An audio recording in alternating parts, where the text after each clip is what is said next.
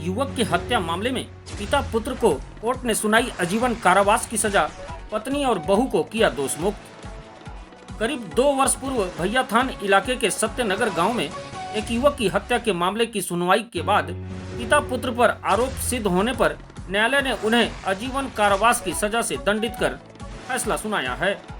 वहीं सास बहू को दोष मुक्त करार दिया है। पुलिस ने आरोपी ग्रामीण समेत उसकी पत्नी, पुत्र व पुत्र वधू को गिरफ्तार किया था। आरोपी पिता पुत्र जेल में ही बंद हैं और आरोपी सास बहू जमानत पर थे। घटना भैया थान थाना क्षेत्र के ग्राम सत्यनगर जूना पार्क पारा की थी। 21 अक्टूबर 2022 को सत्यनगर निवासी श्याम सिंह नामक महिला ने भैया थान थाना में रिपोर्ट दर्ज कराई थी कि 21 अक्टूबर को सुबह पड़ोस में रहने वाले पारस पैकरा समेत उसके पिता रामस्वरूप पैकरा, मां सिमला पैकरा व पत्नी फूलमती पैकरा ने लकड़ी ले जाने की बात को लेकर गाली गलौज करते हुए लाठी डंडे और टांगी से उसके पुत्र प्रदीप पिता स्वर्गीय नर्मदा सिंह 38 वर्ष पर प्राण घातक हमला कर उसकी निर्मम हत्या कर दी है।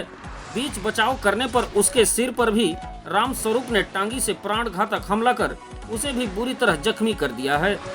मामले में एक ही परिवार के उक्त चारों आरोपितों के विरुद्ध पुलिस ने धारा 294, 307, 302 व 34 भारतीय दंड विधान के तहत जुर्म दर्ज कर चारों आरोपियों को गिरफ्तार कर जेल भेज दिया था। बाद में आरोपी शिमला पैकरा व उसकी बहू फूलमती को जमानत पर रिहा कर दिया था और आरोपी पिता पुत्र न्यायिक अभिरक्षा में जेल में ही बंद थे।